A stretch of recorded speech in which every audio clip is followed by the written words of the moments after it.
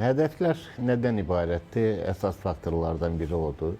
Hədəflərin bir hissəsi ilə bağlı artıq məqsədə çatdığı bəyan edilir, amma eyni zamanda Amerika Birləşmiş Ştatlarının hədəflərindən biri də nəticə etibarilə İrandakı faktiki bütün hərbi obyektləri sıradan çıxartmaqdan və eyni zamanda nüvə proqramının tamamilə dayandırılması üçün müvafiq zərbələr endirməkdən ibarətdir.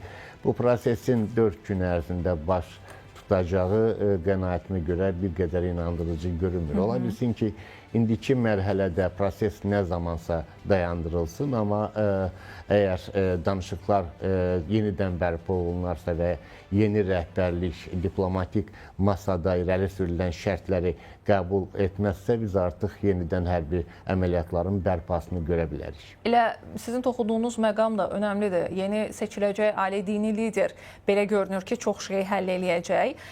Trump da qeyd elədi ki, bizim də bir neçə variantlarımız var deyə. Necə düşünürsünüz? Trumpın variantları içərisindən mi seçiləcək İranın yeni dini lideri, yoxsa İran xalqı tam özünə və öz siyasətlərinə uyğun bir lider mi seçəcək? Və sizin qeyd elədiyiniz kimi məqamı o həll eləyəcək. Xalqın seçməsindən söhbət gedə bilməz. Çünki nəticə etibarilə xalq dini liderin seçilməsi prosesində qətiyyən iştirak etmir. Burada hansısa demokratik seçkidən söhbət gedə bilməz. Bu baxımdan təbii indiki sistemin maraqlarını ifadə edən şəxsin dini lider seçilməsi ehtimalı daha çoxdur.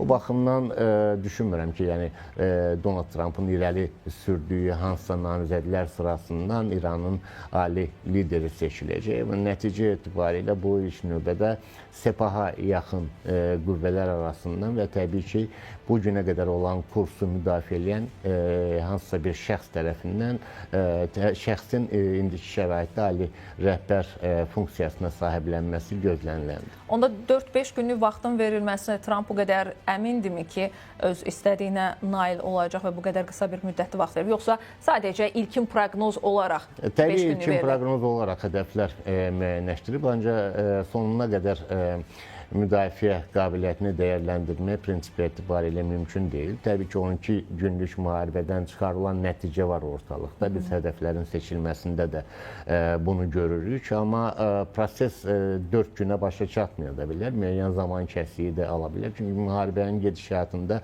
dəyişən çox məqamlar var və yaxud daha qısa müddətdə prosesin başa çatmasının şahidi ola bilərik. Hər şey indiki halda İranın yeni rəhbərliyinin faktiki olaraq seçəcəyi mövqedən asılıdır. Ritorikadan, təhdid ritorikasından xüsusilə əl çəkiləcəkmi? Eyni zamanda bölgədəki Amerika bazaları yerləşdirən ölkələr hədəfə alınacaqmı? Proses davam edəcəksə, əgər davam edəcəksə, o zaman biz koalisiyanın daha da genişlənməsinin və təbii ki, digər ölkələrin də müdafiə məqsədi ilə müvafiq addımlar atmasının şahidi ola bilərik. Aha, elə sizin qeyd elədiyiniz istiqamət, hansı ki, Birləşmiş Ştatların hərbi bazalarının yerləşdiyi çoxu ölkələr var və nəzərə alsaq ki, orada səhv etmirəmsə 50 mindən çox da bir canlı qüvvə yerləşir ümumiyyətlə hər birində və onlara da artıq İranın müəyyən bir formada hücumlarının əslində bir şahidi oluruq. Müharibənin ilk günündə məhz Birləşmiş Ştatların hərbi bazalarına hücum edilməsi də önəmli bir faktor deyilmi? Bu, yəni bundan sonraki məqamlarda daha şiddətli bir nəticəni olacağının siqnalını mı verir Elçin bəy? Əvvəla qeyd edeyim ki, daha öncədən də bəlli idi. Çünki İran tərəfi elan etmişdi Amerika Birləşmiş Ştatlarının hərbi bazalarının yerləşdiyi əraziləri hədəfə alacağını. Bu 12 günlük müharibə dövründə də bəyan edilmişdi. Lakin bəlli olduğu kimi həmin dövrdə belə bir addım atılmadı. Daha sonra isə dəfələrlə danışıqlar prosesində deməli İran tərəfindən oxşar mövqe sərgilənmişdi və gözlənilən idi. Amma burada qənaətimə görə önəmli olan bir faktor var. Təbii ki, hərbi bazalar indiki şəraitdə İrana düşmən olan tərəfin deməli hərbi bazalarıdır. Amma əgər İran beynəlxalq hüquq çərçivəsində yanaşırsa məsələyə və təbii ki, onlar bu barədə açıqlamalar verirlər beynəlxalq hüququn pozulması ilə bağlı, amma həmin hərbi bazaların hədəfə alınması ilk növbədə suveren ölkələrin ərazilərinin hədəfə alınması anlamına gəlir. Bəlli olduğu kimi endirilən zərbələrin də bir hissəsi bütövlükdə hərbi bazalara vurulmayıb. Yəni mülki obyektlərə dəyib və təbii ki, mülki obyektlərə dəydiyi zaman kəsiyində, yəni oradan kontekstdən çıxış edərək həmin ölkələrin də müvafiq qaydada müdafiə hüququndan istifadə etmək hüququ var və mən düşünürəm ki, əgər proses belə davam edəcəksə, biz eyni zamanda həm Səudiyyə Ərəbistanının, həm Birləşmiş Ərəb Əmirliyinin, Bəhreynin və digər ölkələrin faktiki olaraq özünün müdafiə məqsədi ilə İranın hərbi obyektlərini hədəfə alması ehtimalını nəzərdən keçirmək olar. Yəni hər halda bunu İran özü də düşünür və bu qədər ölkənin də bir geri əks hücuma keçəcəyini də nəzərə alaraq bundan sonraki məqamları bəlirləyə bilərmi? Təbii ki, atılan addımlar bir çoxu təhtərşüur formada həyata keçirilir. Mən düşünmürəm ki, indiki şəraitdə sistemli bir hərbi siyasət var İran komandanlığı tərəfindən. Nəzərə alsaq ki, həm də komandanlığın özünə də və onun koordinasiya deməli ciddi ziyan dəyib, zərbə dəyib. Hal-hazırda prosesin necə idarə olunduğu barədə konkret fikir söyləmək çox çətindir, amma atılan, edilən hücumlar mahiyyət etibarilə onu söyləməyə əsas verir ki, İran daha çox çəkindirici faktor kimi bu addımları atır. Yəni, hədəflər öncədən seçilmiş məqsəd yönlü şəkildə hədəflər və yaxud Suriya ərazisində Yahudilərin yaşadığı ərazilər hədəfə alınır. Bu, Suriyada deməli, insanların Yahudilərə qarşı, İsrailə qarşı hərəkətə keçməsi üçün atılan addımlardır. İdeoloji prinsiplər burada müəyyən qədər yer almaqdadır və paralel olaraq biz başqa bir kontekstdə də mənim qənaətimə görə nəzər salmalıyıq və ola bilsin ki,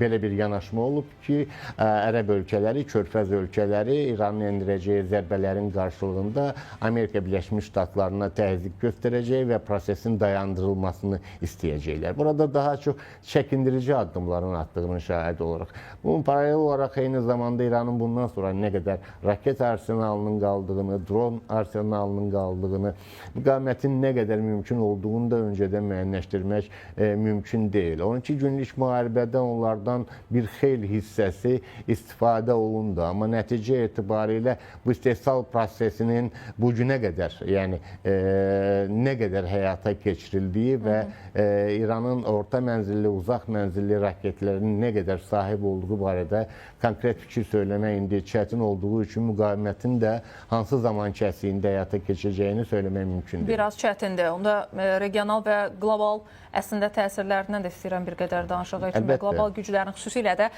çəkindirici ölkələr deyə biləcəyimiz, hansı ki, məsələn, İranın müttəfiqləri olan, yəni adı olub, amma əslində hansı bir formada dəstəyini də birinci 12 günlük müharibədə də sadəcə bəyanatlar üzərindən gördüyümüz söhbət təbii ki, Rusiyadan gedir, Çindən. Onlardan hansı bir şəkildə mövqe gələcək, dəstək gələcək İrana? Bəyanatlarla kifayətlənəcəklər. Necə ki, 12 günlük müharibədə biz belə bir bəyanatların səsləndirdiyini şahidi olduq. Nəticə etibarilə indiki şəraitdə təbii ki, İranı endirilən zərbələr birinci növbədə Çinin iqtisadiyyatına müəyyən ziyan vurur nəticə etibarilə. Amma Çin ənənəvi şəkildə klassik siyasətini nəzərə alsaq, müharibə baş verən proseslərə hər hansı bir formada müdaxilə etməyəcək. Və indiki şəraitdə Çin daha çox alternativlər axtarmaya deməli səy göstərəcək. Çünki təxminən günlük Çinin ehtiyaclarının neftinin 15%-ni İran tərəfindən verilir və bu müəyyən iqtisadiyyata təsir göstərə bilər. Amma Çinin bütövlükdə prosesə müdaxilə etməsi daha ağır fəsadlara yol aça bilər ki, düşünürəm rəsmi Pekin yenə də neytrallıq, müəyyən qədər neytral mövqeyini qoruyacaq. Amma təbii ki, BMT Təhlükəsizlik Şurasında və yaxud beynəlxalq təşkilatlarda deməli indiki şəraitdə edilən zərbələri, endirilən zərbələri pisləyəcək. Rusiya mövqeyi aydındır. Təbii ki, İran Rusiyanın müttəfiqi kimi çıxış etsə də və təbii ki, bu ölkəyə müəyyən silahların verilməsində rol oynasa da biz 12 günlük müharibədə də Rusiya tərəfindən aktiv hər hansı bir prosesə müdaxilə edilmədiyini şahidi olduq. Ümumi nəzəri şəkildə nəzərə alsaq, baş verənlər Rusiyanın maraqlarına daha çox uyğun gəldiyi nəticəsini söyləmək mümkündür. Çünki diqqət Rusiya-Ukrayna müharibəsindən kənara yönəlir, aktiv bölgə yaxın şərq olur nəticə etibarilə, yəni İran ətrafında baş verən, Körfəz ətrafında baş verən hadisələr olur və bu aspektdən də Rusiyaya yaranmış şəraitdən daha çox öz maraqları üçün faydalanmağa cəhd göstərəcək. Ümumi görüntü və mənzərə bunu söyləməyə əsas verir. Biraz da mülki əhaliyə olan təsirlərdən, humanitar məsələlər var, iqtisadi təsirlərin düzdür. Biz müəyyən bir istiqamətinə toxunduq, ancaq Hörmüz boğazı ilə bağlı vaxtımız kifayət eləsə ona da toxunarıq Elçin bəy. Mülki məsələlər, humanitar məsələlər, Azərbaycan tərəfdən də rəsmi açıqlamalar gəldi, xəbərdarlıqlar da gəldi. Ümumiyyətlə, onlara necə təsir göstərəcək? Biraz bunun üzərindən də danışaq. Təbii ki, mülki əhalinin hədəf alınması qətiyyən yol verilməz. Baxımdan qənaətimə görə mülki əhali ilə bağlı, o cümlədən İran ərazisində baş verən hadisələrlə bağlı müəyyən araşdırmaların, dəqiq məlumatların alınmasına ehtiyac var. Tutaq ki, məktəbin vurulması faktı düşünürəm, xüsusilə də Azərbaycanlıların kompakt yaşadığı bölgədə müəyyən qədər sualların ortaya çıxmasına zəmin yaradır və nəticə etibarilə əgər bu qədər dəqiq hədəflər həyata keçirilirsə və konkret hərbi şəxslərin sıradan çıxarılması istiqamətində və yaxud konkret rəhbərlikdə olan şəxslərin deməli məhv edilməsi istiqamətində dəqiq hədəflər hədəfə alınırsa, mülki şəxslərin olduğu ərazinin hədəfə alınması məsələsi qənaətimə görə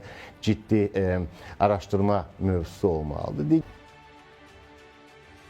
Bəli, Netanyahunun bir qədər sonra açıqlamasını sizlə bölüşəcəyik və bu arada İran tərəfindən də rəsmi mövqelər gəlməyə başlayır. Hansı ki, öldürülən yüksək vəzifəli şəxslərin adları da açıqlanıb. Onu bir qədər sonra sizlə bölüşəcəm. Netanyahunun açıqlamasını izləyək ilkin olaraq. הבוקר יצאנו, ישראל וארצות הברית. Bu taliyə yüklü əməliyyat nə qədər lazımdırsa bir o qədər də davam edəcək. 30 ildən çoxdur ki, Tehran İsraili məhv etmək planı üzərində fasiləsiz şəkildə çalışırdı. Bu plan artıq yoxdur. Biz İran xalqı üçün zülmün zəncirlərini qırmaq imkanı yaradırıq. İran vətəndaşlarına deyirəm, bu bir dəfə yaranan fürsətdir. Kənarda dayanmayın, sizin anınız yaxınlaşır. Küçələrə çıxın və həyatınızı məhv edənləri devirmək üçün hərəkətə keçin. Bəli, bu arada İran tərəfinin də açıqlaması var. Az öncə də qeyd elədiyim kimi Tasnim agentliyi məlumat yayıb. Birləşmiş Ştatlarla İsrailin hücumları nəticəsində İranda öldürülən yüksək vəzifəli şəxslərin adları bəlli olub. Siyahıda İranın ali rəhbəri Əli Xamneyi, İslam İnqilabı Keşikçilər Korpusunun, yəni Sepahın baş komandanı general-mayor Məhəmməd Pakbur, ali dini liderin müşaviri Əli Şamxani, İran Silahlı Qüvvələrinin baş qərargah rəisi general-mayor Əbdülrəhim Musəvi və müdafiə naziri Əmir Nəsirzadənin adı var.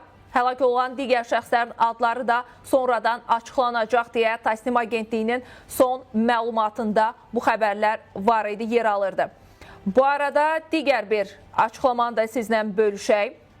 Belə ki, İrandan təxliyə olanlarla bağlı bir məlumat var. Birləşmiş Ştatlar və İsrailin İrana zərbə endirməsi fonunda 28 fevral saat 8:00-dan 1 mart saat 10:00-a dək İrandan Azərbaycan sərhəddi ilə 30 nəfər Azərbaycan vətəndaşı, 1 nəfər İtaliya vətəndaşı ölkəmizə təxliyə olunub. Ümumilikdə 31 nəfərin Azərbaycana keçidi təmin edilib. Daha əvvəl Azərbaycanın Xarici İşlər Nazirliyi İranda təhlükəsizlik vəziyyətinin gərginləşdiyini nəzərə alaraq vətəndaşlara İrana səfər etməkdən çəkinməyə, hazırda İran ərazisində olan vətəndaşlara isə yerləşdikləri bölgədən asılı olaraq İranı Azərbaycan və ya Türkiyə ərazisindən tərk etməyə çağırıblar deyə məlumatda bildirilir. Bəli, yenilənən informasiyalar, gələn açıqlamalar əlbəttə ki var. Bu açıqlamalar, gələn məlumatlar üzərindən müzakirəmizi davam etdirək. Studiya qonağımız bir daha xatırladım, Milli Məclisin üzvü Elçin Mirzəbəylidir. Elçin bəy, Netanyahunun da bir açıqlaması oldu və İran tərəfdən də Tasnimin də bir yaydığı məlumat oldu. Hansı ki, məhz bu münaqişə müharibə nəticəsində İran tərəfindən öldürülən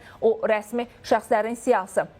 Konfliktdən danışdıq, biraz da konfliktin iqtisadi təsirlərinə də köklənək. Hörmüz boğazının bağlanması məsələsi var. Nəzərə alsaq ki, orada dünya neftinin istehlakı 20%-dən çoxu, səhv etmirəmsə, Hörmüz boğazından olur və buradan bir sıra ölkələr əslində yararlanır. Ən çox da deyə bilərim ki, burada təsir effekti olaraq daha çox Çinə mi təsir etməyə çalışırlar? Əsas faktor odur mu? Hörmüz boğazının bağlanması təbii ki, qiymətlərin artımına səbəb ola bilər. Bu da qısa müddətli zaman içərisində böhran yaranmasına zəmin yaratmasa da, amma uzun müddətli proses baş verərsə, təbii ki, bu həm neft bazarında qiymətlərin artmasına, həm də ayrı-ayrı ölkələrdə iqtisadi təsir göstərməsinə zəmin yarada bilər. Bütövlükdə böhran faktorunun da ortaya çıxması ehtimalı kifayət qədər çoxdur. Amma birbaşa Çinə təsir göstərməsi məsələsinə gəldikdə isə şübhəsiz ki, təkcə Çinlə bağlı olan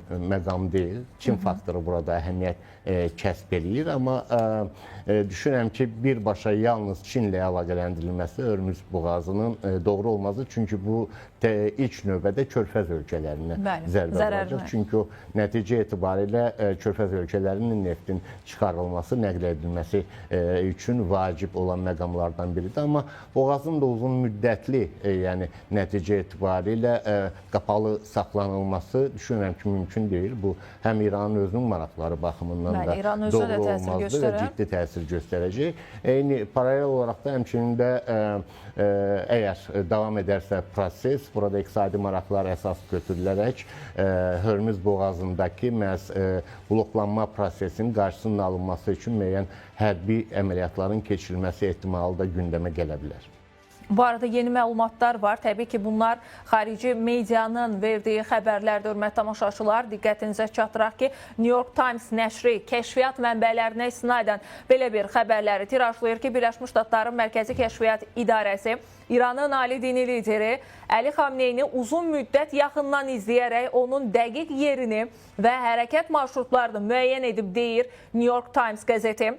Müəyyən bir mənbələrə istinadən, təbii ki, bunlar iddialardır və hansı ki, Birləşmiş Ştatların Mərkəzi Kəşfiyyat İdarəsi aylarla davam edən izləmələr nəticəsində Xamneynin və İranın ali rəhbərliyinin şənbə günü səhər saatlarında bir araya gələcəyi barədə dəqiq məlumat əldə edib, deyilir. Bu məxfi məlumat dərhal İsrail tərəfi ilə paylaşılıb və nəticədə İrana qarşı hərbi əməliyyatın başlama vaxtının dəyişdirilməsinə qərar verilib. Bildirilir ki, ilkin plana əsasən Vaşinqton və Qüds hücumu gecə saatlarında həyata keçirməyi nəzərdə tuturdu.